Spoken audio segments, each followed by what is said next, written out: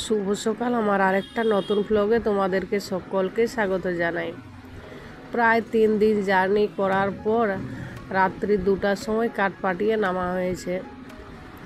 আর সেই হোটেলে ঢুকতে ঢুকতে 3টা সাড়ে 3টা বাজে গেছে। তো এই যে একটু রেস্ট নিয়ে তারপর পেনজামা সব কিছু চেঞ্জ করে নিয়ে আর এখন ভাবছি ডাক্তার দেখাতে যাব। এখন ওই 6টা সাড়ে 6টা বাজে। তো প্রথম চলে এসেছি ভেলোর, কোনো তো নিয়ম কানুন জানি না। তো ভাবছি ওই দিকেই যাই, কী সব নিয়ম আছে জানি। এই তোমার লাইন দিতে হবে না কী করতে হবে তার কোনো কিছুই জানি না। তো আসার পর এই যে সব কিছু আগে কার্ড বানাতে হয়, তো সেই কার্ডটা বোনার পরে নাম লেখার ব্যাপার থাকে।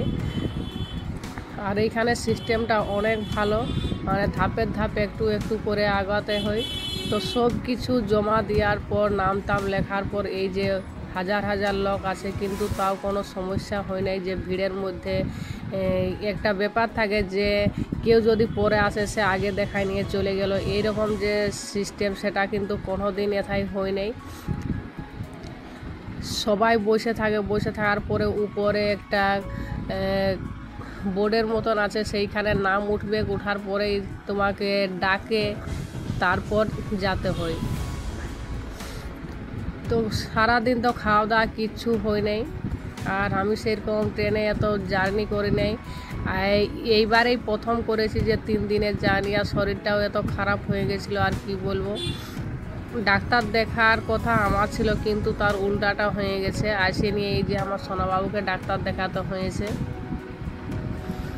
তো ডাক্তারের সঙ্গে কথা বলেছিলি যে যদি ওকে ওষুধ দিয়ে নিয়ে ঘরে খাওয়া যেত তবে আমার ডাক্তার দেখা হতো, কারণ এত দূর থেকে আসার পর যদি এখানে অনেক দিন সময় কাটে যায় তো সেটা তো আর ভালো হয় না। আর খরচেরও ব্যাপার থাকে, সে বুঝতেই পারছো। তো ডাক্তারও বলল যে না, ওকে ভর্তি করতে হবে, একটু অসুবিধা আছে। তো এই যে 3 দিন রাখার পরে ওকে বলছে ছাড়িয়ে দেবো। তো আমাদের এইখানে বেশি সময় লাগে গেছে, যে সোনাবাবুর সঙ্গে এরকম ভর্তি হওয়া ছিল। তারপরে ডাক্তারকে বললি যে যদি আমার চিকিৎসাটাও শুরু হয়, তখন ডাক্তার বলল যে না, দুজনের একসঙ্গে করা যাবে না। যে যেখানে ভর্তি হয়েছি বলছে ওই রুমেলে বার হবে না, এরকম বলল। যে প্রথমে নাম লেখাতে হয়, তো বলছে যে ওইখানে পেশেন্ট না দেখলে আমার নাম লেখা যাবে না, যদি নাম লেখা যেত হলে আমারও চিকিৎসাটা হয়ে যেত। তো যেখানে নাম লেখি সেইখানে এরকমই বলল। তারপরে একটা ডাক্তারের সঙ্গে কথা বলার পর সে বলল যে না, তুমি বলছে এরকম বললে কেন যে পেশেন্ট ভর্তি আছে কি কোনো, বলছে না বললেও কিন্তু হয়ে যেত। তো যাই হোক, প্রথমে তো কিছু নিয়মকানুন জানি না। আর এই যে সোনাবাবু আজ আমার অনেকটাই সুস্থ আছে। আর এত অসুবিধায় আমরা পড়েছিলি, এই যে হাতে যে স্লাইনের চ্যানেলটা দেখতে পাচ্ছ সেইটা দিতে এত কষ্ট হয়েছিল, আর কি বলবো। আর বাচ্চা মানুষ তো সে না চুপচাপ থাকছে না কিছু, একবার তো এটা ঝাঁকে নিয়েই ফেলে দিয়েছিল।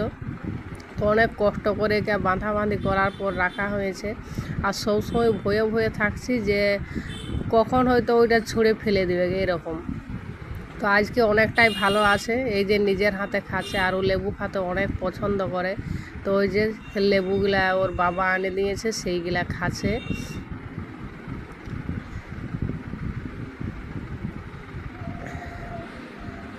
তো আর এক জায়গায় তো ওই থাকছে না, বেডের মধ্যে তো থাকতে খুঁজছে না, সে রুমের মধ্যে এক জায়গায়। অনেকেই বিরক্ত হয়ে যাচ্ছে থাকতে। তো অনেক ভুলায় ইয়াকে রাখা হচ্ছে। আর কোনো সময় বাইরে নিয়ে যাচ্ছি যে যাতে করে ও ভুলে থাকে। আর যখনই ডাক্তার আসে ওকে কিছু করুক চাই না করুক,